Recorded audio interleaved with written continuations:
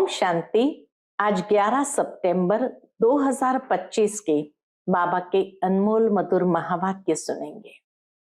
आज की बाबा की मुरली है याद और सेवा। बाबा कहे तुम बच्चों को भी अभ्यास यही करना है, सहज तरीके से बाप को याद करने की। बाबा के सामने कोई बच्चा बैठा होगा अपने पिता के पास में, तो बाबा कहते जैसे ये बच्चे को अपने माता पिता को याद करना सहज है, ऐसे तुम बच्चे भी तो बाबा के बच्चे हो, तो तुम बच्चों को भी बाप को सहज रीति याद करना है। ऐसे नहीं कि कोई टांग पर टांग चढ़ा करके बैठना है, टाइट हो करके बैठना है।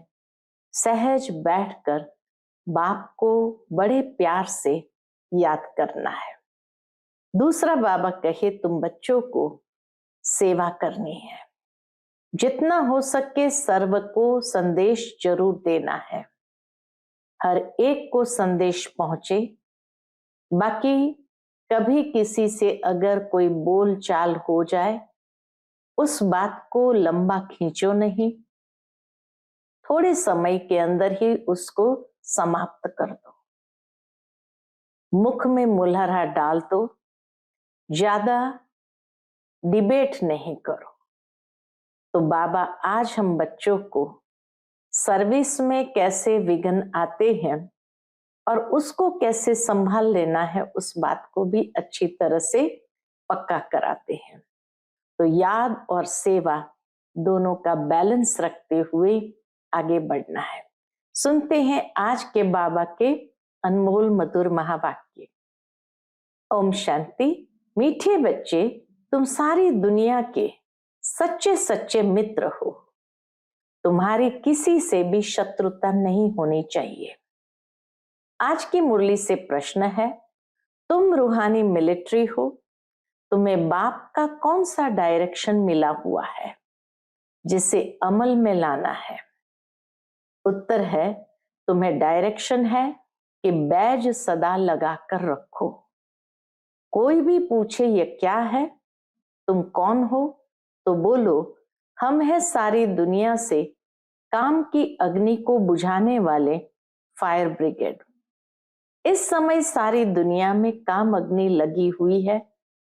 हम सबको संदेश देते हैं, अब पवित्र बनो, दैवी गुण धारण करो, तो बेड़ा पार हो जाएगा। ओम शांति। मीठे मीठे रूहानी बच्चे सहज याद में बैठे हैं। कोई कोई को डिफिकल्ट लगता है, बहुत मूंझते हैं। हम टाइट अथवा स्ट्रिक्ट होकर के बैठे। बाप कहते ऐसी कोई बात नहीं है, कैसे भी बैठो, बाप को सिर्फ याद करना है। इसमें मुश्किलात की कोई बात नहीं। वह हठ योगी ऐसे टाइट होकर बैठते हैं, टांग टांग पर चढ़ाते हैं। यहां तो बाप कहते हैं आराम से बैठो, बाप को और 84 के चक्र को याद करो। यह है ही सहज याद। उठते बैठते बुद्धि में रहे। जैसे देखो, ये छोटा बच्चा बाप के बाजू में बैठा है। क्लास में कोई छोटा बच्चा अपने बाप के बाजू में बैठा है। इनको बुद्धि में माँ बाप ही याद होंगे। तुम भी बच्चे हो ना, बाप को याद करना तो बहुत सहज है। हम बाबा के बच्चे हैं, बाबा से ही वर्षा लेना है। शरीर निर्वाह अर्थ गृहस्थ व्यवहार में भल रहो, सिर्फ औरों की याद बुद्धि से निकाल दो। कोई हनुमान को, कोई किस को, साधु आदि को याद करते थे, वह याद छोड़ देनी है। याद तो करते हैं ना, पूजा के लिए पुजारी को मंदिर में जाना पड़ता है, इसमें कहाँ जाने की दरकार नहीं। इस याद की यात्रा में कहाँ भी जाने की दरकार नहीं है। कोई भी मिले बोलो शिव बाबा का कहना है मुझ एक बाप को याद करो। शिव बाबा तो है निराकार, जरूर वह साकार में ही आकर कहते हैं मामेकम याद करो। मैं पतित पावन हूं, ये तो राइट अक्षर है ना। बाबा कहते हैं मुझे याद करो, तुम सब पतित हो। ये पतित तमो प्रधान दुनिया है ना, इसलिए बाबा कहते हैं कोई भी देहधारी को याद नहीं करो। ये तो अच्छी बात है ना। कोई गुरु आदि की महिमा करते हैं, बाप सिर्फ कहते हैं मुझे याद करो तो तुम्हारे पाप कट जाएंगे। यह है योग बल अथवा योग अग्नि। बाप को याद करना यह है योग बल अथवा योग अग्नि। बेहद का बाप तो सच कहते हैं ना। गीता का भगवान निराकार ही है। भगवान कहते हैं सिर्फ मुझे याद करो और कोई उपाय नहीं। पावन होकर जाने से उच्च पद पाएंगे, नहीं तो कम पद हो जाएगा। हम तुमको बाप का संदेश देते हैं, मैं संदेशी हूं, इस समझाने में कोई तकलीफ नहीं है। माताएं अहल्याएं कुब्जाएं भी उच्च पद पा सकती है, चाहे यहाँ रहने वाले हो, चाहे घर गृहस्थ में रहने वाले हो। ऐसे नहीं कि यहाँ रहने वाले जास्ती याद कर सकते हैं। बाबा कहते हैं बाहर में रहने वाले भी बहुत याद में रह सकते हैं, बहुत सर्विस कर सकते हैं। यहाँ भी बाप से रिफ्रेश होकर फिर जाते हैं तो अंदर में कितनी खुशी रहनी चाहिए। इस छीछी दुनिया में तो बाकी थोड़े रोज है, फिर चलेंगे श्री कृष्णपुरी में। श्री कृष्ण के मंदिर को भी सुखधाम कहते हैं। तो बच्चों को अपार खुशी होनी चाहिए, जबकि तुम बेहद के बाप के बने हो। तुमको ही स्वर्ग का मालिक बनाया था। तुम भी कहते हो बाबा 5000 वर्ष पहले भी हम आपसे मिले थे और फिर मिलेंगे। हम बच्चों को अंदर में ये स्मृति जरूर रहनी चाहिए कि 5000 वर्ष पहले भी आपसे मिले थे और फिर मिलेंगे। अब बाप को याद करने से माया पर जीत पानी है। अब इस दुख धाम में तो रहना नहीं है। तुम पढ़ते ही हो किसके लिए? सुखधाम में जाने के लिए। सबको हिसाब किताब चुकतू कर वापस जाना है। बाबा कहते मैं आया ही हूं नई दुनिया स्थापन करने। बाकी सब आत्माएं चली जाएंगी कहां? मुक्ति धाम। बाप कहते मैं कालों का काल हूं, सबको शरीर से छुड़ाए और आत्माओं को ले जाऊंगा। सब कहते भी है हम जल्दी जाएं, यहां तो रहने का नहीं है। यह तो पुरानी दुनिया, पुराना शरीर है। अब बाप कहते मैं सबको ले जाऊंगा। बाप आते ही है सबको लेने के लिए, छोड़ूंगा किसको भी नहीं। तुम सब ने बुलाया ही है, हे पतित पावन आओ। पल याद करते रहते हैं परंतु अर्थ कुछ भी नहीं समझते हैं। पतित पावन की कितनी धुन लगाते हैं, फिर कहते हैं रघुपति राघव राजा राम। अब शिव बाबा तो राजा बनते नहीं, राजाई करते नहीं, उनको राजा राम कहना रॉन्ग हो गया। ये शिव बाबा के लिए कह नहीं सकते। माला जब सिमरते हैं तो राम राम कहते हैं, उसमें भगवान की याद आती है। भगवान तो है ही शिव। मनुष्य के नाम बहुत रख दिए हैं। श्री कृष्ण को भी श्याम सुंदर, वैकुंठ नाथ, मक्खन चोर आदि आदि बहुत नाम देते हैं। तुम अभी श्री कृष्ण को मक्खन चोर कहेंगे? बाबा कहते तुम अभी श्री कृष्ण को मक्खन चोर कहेंगे? बिल्कुल नहीं। तुम अभी समझते हो भगवान तो एक निराकार है, कोई भी देहधारी को भगवान कह नहीं सकते। ब्रह्मा विष्णु शंकर को भी नहीं कह सकते। तो फिर मनुष्य अपने को भगवान कैसे कह सकते? वैजंती माला सिर्फ 108 की गाई जाती है। शिव बाबा ने स्वर्ग स्थापन किया, उनके यह मालिक है। जरूर उससे पहले उन्होंने यह पुरुषार्थ किया होगा। उसको कहा जाता है कलयुग अंत, सतयुग आदि का संगम युग। यह है कल्प का संगम युग। मनुष्य ने फिर युगे युगे कह दिया है। वास्तव में चतुर्युग के अंत में, 4 युगों के अंत में, श्रीमद् भगवत गीता में भी चतुर्युगे लिखा है। तो मनुष्य ने समझ लिया युगे युगे। अवतार नाम भी भूल फिर उनको ठिक्कर भित्तर में, कण कण में कह दिया है। यह भी है ड्रामा।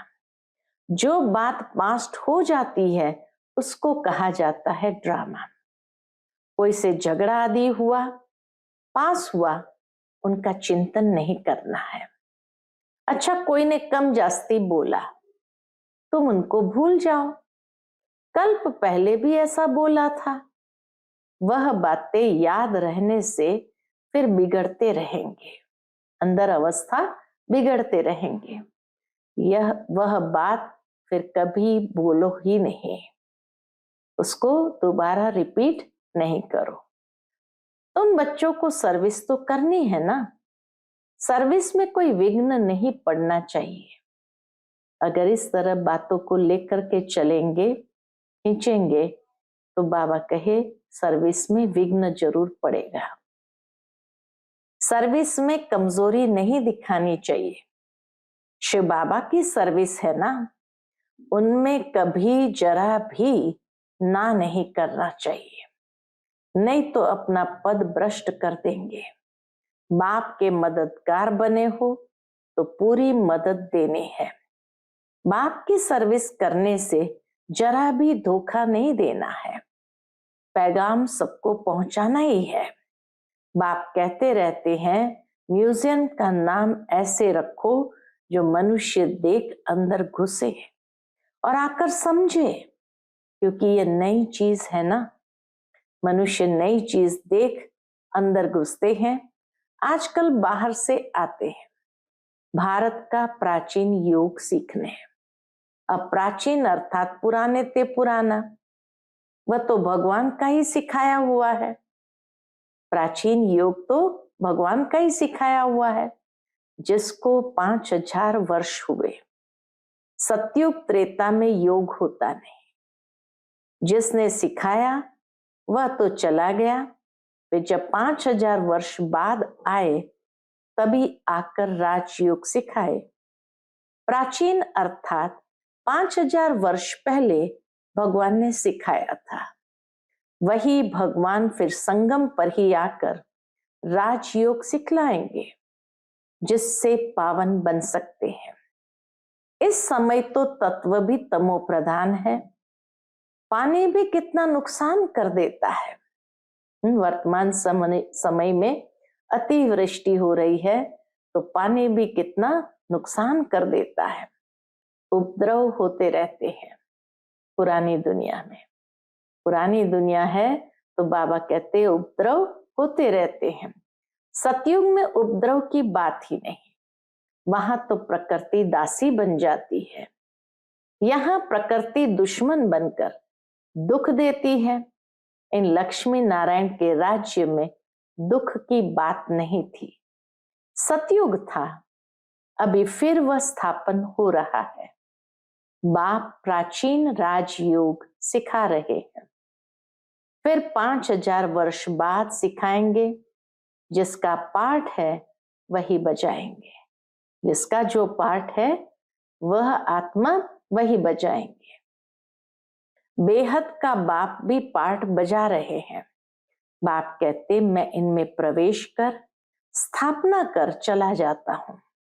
हाहाकार के बाद फिर जय जयकार हो जाती है। पुरानी दुनिया खत्म हो जाएंगी। इन लक्ष्मी नारायण का राज्य था तो पुरानी दुनिया नहीं थी। 5000 वर्ष की बात है, लाखों वर्ष की बात हो नहीं सकती। तो बाप कहते हैं और सब बातों को छोड़ इस सर्विस में लग जाओ, अपना कल्याण करने। रूठ कर सर्विस में धोखा नहीं देना चाहिए। यह है ईश्वरीय सर्विस। माया के तूफान बहुत आएंगे, परंतु बाप की ईश्वरीय सर्विस में धोखा नहीं देना है। बाप सर्विस अर्थ डायरेक्शन तो देते रहते हैं। मित्र संबंधी आदि जो भी आए, सबके सच्चे मित्र तो तुम हो। तुम ब्रह्मा कुमार कुमारियां तो सारी दुनिया के मित्र हो, क्योंकि तुम बाप के मददगार हो।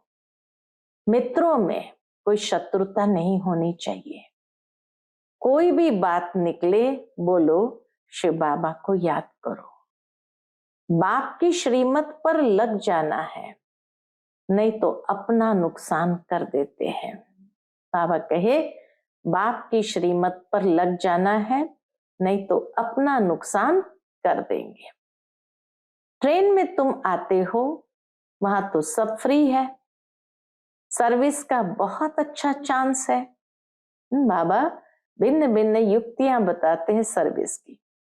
बैच तो बहुत अच्छी चीज है, हर एक को लगा कर रखना है। ये बाबा का डायरेक्शन कहो श्रीमत है। कोई पूछे आप कौन हो, तो बोलो हम है फायर ब्रिगेड। जैसे वह फायर ब्रिगेड होते हैं आग को बुझाने के लिए, तो इस समय सारी दुनिया में काम अग्नि में सब जले हुए हैं। अब बाप कहते हैं काम महाशत्रु पर जीत पहनो। बाप को याद करो, पवित्र बनो, दैवी गुण धारण करो तो बेड़ा पार हो। बाप को याद करो, पवित्र बनो, दैवी गुण धारण करो तो बेड़ा पार है। ये बैज श्रीमत से ही तो बने हैं। बहुत थोड़े बच्चे हैं जो बैज पर सर्विस करते हैं। बाबा मुरलियों में कितना समझाते रहते हैं। हर एक ब्राह्मण के पास ये बैज होना चाहिए। कोई भी मिले उनको इस पर समझाना है। यह है बाबा, इनको याद करना है। बैज पर बाबा को दिखाकर कहो यह है बाबा, इनको याद करना है। हम साकार की महिमा नहीं करते। सर्व का सदगति दाता एक ही निराकार बाप है, उनको याद करना है। याद के बल से ही तुम्हारे पाप कट जाएंगे, फिर अंत मते सुगति हो जाएगी। दुख धाम से छूट जाएंगे, फिर तुम विष्णुपुरी में आ जाएंगे। कितनी बड़ी खुशखबरी है। लिटरेचर भी दे सकते हो। बोलो तुम गरीब हो तो फ्री दे सकते हैं। शाहूकारों को तो पैसा देना ही चाहिए, क्योंकि ये तो बहुत छपाने होते हैं। ये चीज ऐसी है जिससे तुम फकीर से विश्व का मालिक बन जाएंगे। समझानी तो मिलती रहती है। कोई भी धर्म वाला हो, बोलो वास्तव में तुम आत्मा हो। अपने को आत्मा समझ बाप को याद करो। अब विनाश सामने खड़ा है। यह दुनिया बदलने वाली है। शिव बाबा को याद करेंगे तो विष्णुपुरी में आ जाएंगे। बोलो ये आपको करोड़ों पद्मों की चीज देते हैं।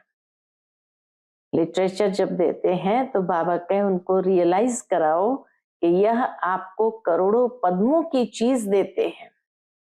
बाबा ने कितना समझाया है। बैज पर सर्विस करनी है, परंतु बैज लगाते ही नहीं। लज्जा आती है।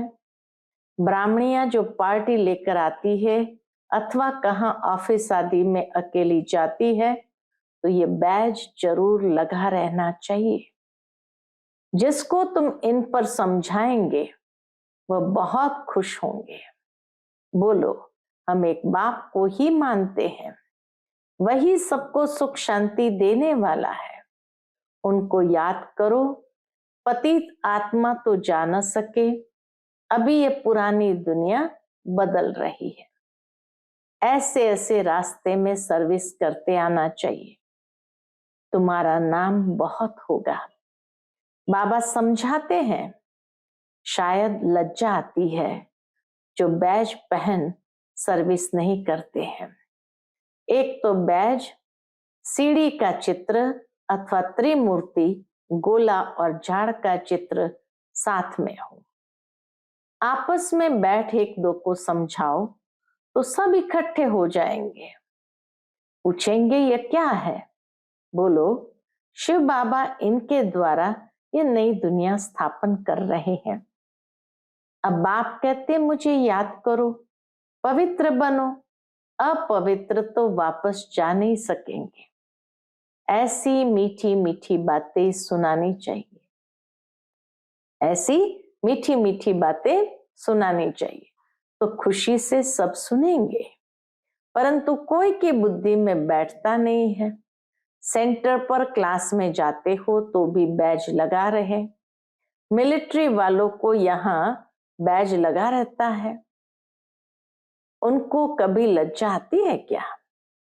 तुम भी रूहानी मिलिट्री हो ना। बाप डायरेक्शन देते हैं, फिर अमल में क्यों नहीं लाते हैं? बैज लगा रहे तो शिव बाबा की याद भी रहे। हम शिव बाबा के बच्चे हैं। दिन प्रतिदिन सेंटर्स भी खुलते जाएंगे, कोई न कोई निकल आएंगे, कहेंगे फलाने शहर में आपकी ब्रांच नहीं है। बोलो कोई प्रबंध करे, मकान आदि का निमंत्रण दे तो हम आकर सर्विस कर सकते हैं। हिम्मते बच्चे, मददे बाप। बाप तो बच्चों को ही कहेंगे सेंटर खोलो, सर्विस करो।